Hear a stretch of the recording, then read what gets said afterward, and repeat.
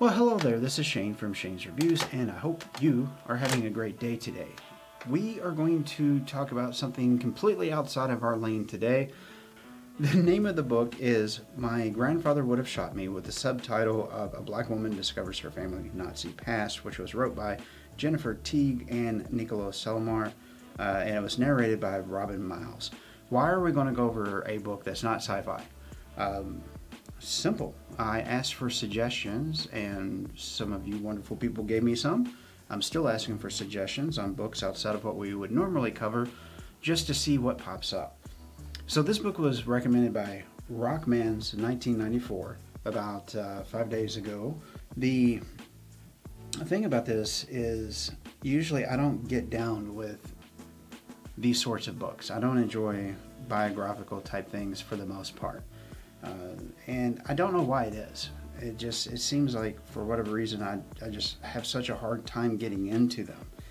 And it might be because I understand that this is a person's life, that there are feelings and emotions and things that are behind it that unless I'm in their situation, I'm probably not going to get. And there is an exception to that. There was a book about 2 or 3 years ago that I read that I absolutely loved. I think it was called Off the Boat. One sec. Yes, Fresh Off the Boat, a memoir, and it was wrote by Eddie Huang. I hope I said that properly because it was such a good read. If you haven't checked that one out, certainly do. And the same thing with Green Lights from Matthew McConaughey. Excuse me. That was a very phenomenal read, but that was more of a collection, and again, a memoir of his ideas and things that he experienced through life, and it was a little bit of alright. I enjoyed that one quite a bit. So back to this one. First, let's talk about the narration style of Robin Miles. Not a fan of hers for the most part. She did a really good job in this book though, and so where in the past I had read a couple of or listened to a couple of things that had her narrations in it, and it really killed me. This time around, her voice and the way that she reads was really well suited to this particular material. And there was one thing that was kind of aggravating me because I didn't look up anything about the book. That's the deal that I've made myself, and it will probably get me in trouble. But I didn't want to know anything about the books that you guys and gals might recommend to me. And the reason why is I want to go into it blind. I don't want to really be biased in any which kind of a way whenever I read something that you guys have said, hey, check this out. So this was actually a fairly good recommendation, but it doesn't really fit our sci-fi fantasy space type of a realm. But to give it its dues, it is some very serious subject matter, and it is all the way through the book. Now, I know that a lot of reviewers would probably gush about this because of its subject matter, because of all the check marks that it has. And I'm not one for that. The story, it was interesting, but if I'm completely honest, it was a little bit boring, a little bit lackluster. But that's the thing about life is not always mimicking or recreating what we see with art. It opens up in this Jennifer as a character in this book. She finds a book in the library that has some information about her mom and her grandmother. She sees some pictures in there, and it really upsets her, and she has to get her husband to come pick her up, etc. And it's kind of just a retelling of what she went through as she discovered more about herself as she was growing up, and also after she had grown up, to the most point, things that she had done and how this had affected her throughout her whole life. So let's go ahead and spill the beans about this book. Essentially, her lineage is really unique.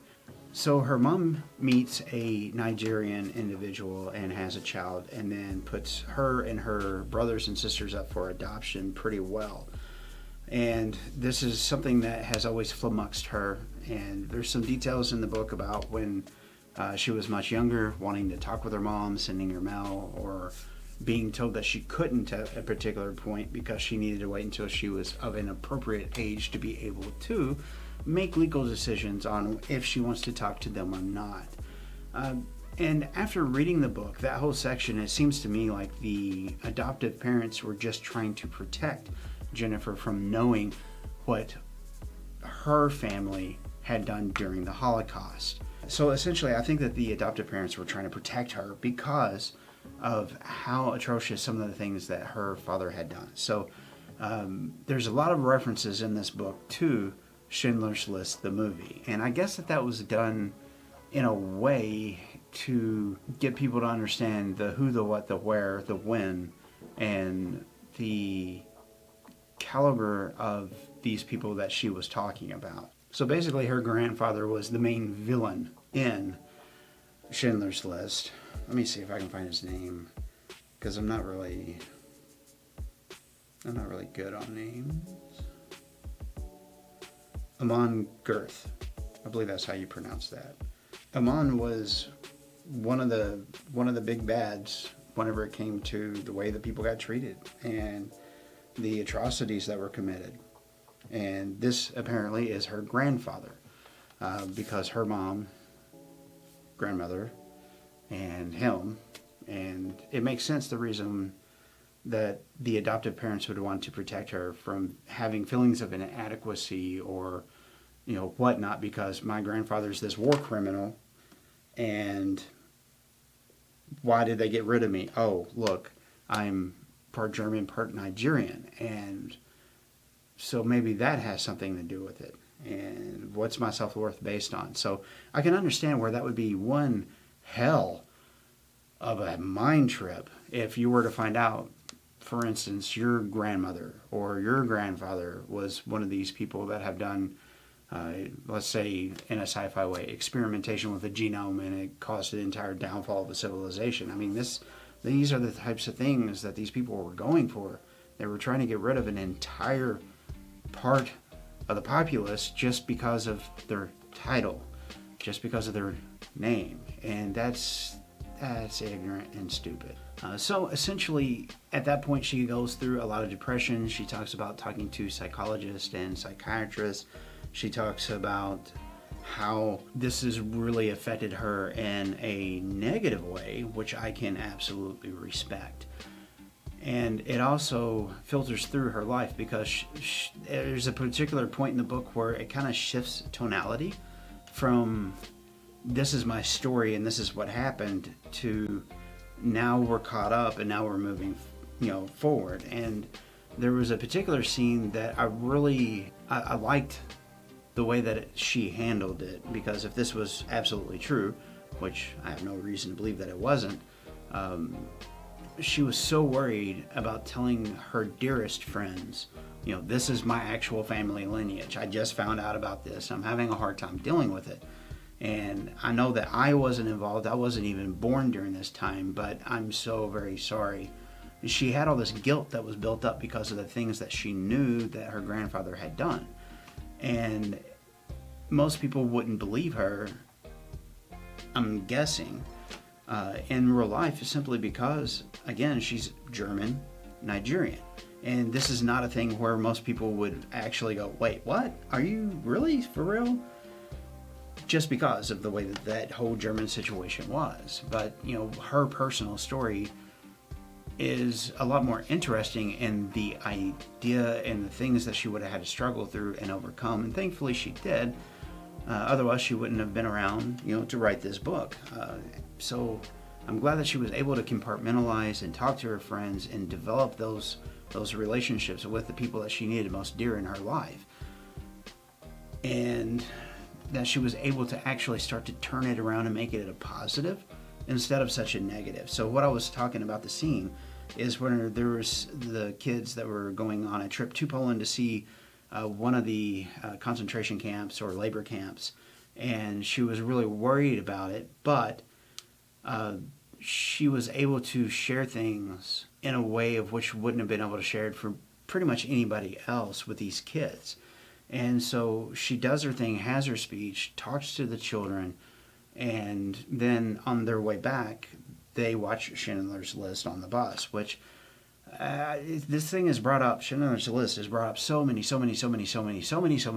times. Right before that scene, we have a bunch of historical type information that she's passing down, her experiences with learning Hebrew, for instance, and living in particular areas that you would not expect, and her own personal journey going from this to this, finding herself and then finding religion in herself, and the other way around, in the way that she's living and trying to do the best that she can. I like that she doesn't shy away from her own shortcomings. There was a particular relationship where most of the friends that she had was concerned because they felt like she was trying to find a father figure instead of a husband, because one of the gentlemen was a little bit older, but on the same thing, she realized that maybe she was a little too young for that, and if they had met later in life, it probably would have been a good relationship. So I like that she owns herself, but she learns how to let go of the stuff that wasn't her. Even though her family lineage is, of course, part of her, she's not letting it dominate. She's not letting it take over. She's not letting it actually run her life, where so many people, I feel, would take that card very, very easily and say, it's just so much trauma, and just give up. But she actually works on herself and developing herself over the years. And this book is not a very short-term book. It's only 7 hours long, but I think that's probably the reason why I have trouble getting into these sorts of books, is there's so much of that build up, so much of the background information that you need for the story to actually make sense. You need that context, you need a little bit of exposition, but this book, oh my god, it's got so much of it. Anyway, so is this book worth your time, effort, and energies? I don't know. If you enjoy biographical type works or autobiographical type works, then this is probably going to be up your alley. It is a very introspective type of a read. As far as the entertainment value that I always try to strive for the books that I present to you wonderful people, this is not going to be the same type of an entertainment. This is going to be more of a seeing something from somebody else's perspective and then trying to incorporate their story into your own experience. So that might not be a thing for everybody, but if it is your thing, I hope that you enjoy it. It had to do with the way that I was going to present this and this, that, and the other. But essentially, it's because of the subject matter and the heaviness of the subject matter that I wanted to make sure that everybody knew up front, this is not your typical sci-fi book. This is not the things that we usually go over. But now that I've given you a heads up about it, if you're into those kinds of things, it might be worth your time, efforts, and energies. Would I read this again? Maybe. And it's not a no by any means. But I feel like there's a right time and a place for everything. And this book would be a good book for me later on in life, I'm sure. And I will probably revisit it. Unlike a lot of sci-fi stuff that I've read that I probably won't revisit, simply because there's an honesty in the book that you don't get through sci-fi for the most part. And even though I felt like it was really drawn out and that things could have been said more succinctly, after I finished the book, I absolutely changed my opinion on that, because I felt like a lot of those details, even though it was paced really slow, I felt like those details needed to be there, because without everything that was in the book, I wouldn't have had such an understanding of her plight, her story, what she went through, what she had overcome for herself, and how she's wanting to help the next generation and the next generation. So that's kind of what I got from this is, regardless of her being a German or a German Nigerian or a beautiful soul or a wonderful person for doing what she's done and finding meaning in what happened in the past and trying to make it a better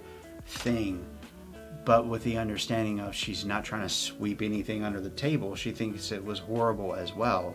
I really liked how she portrayed not only the generational differences on the Judaism side, but also on the German side.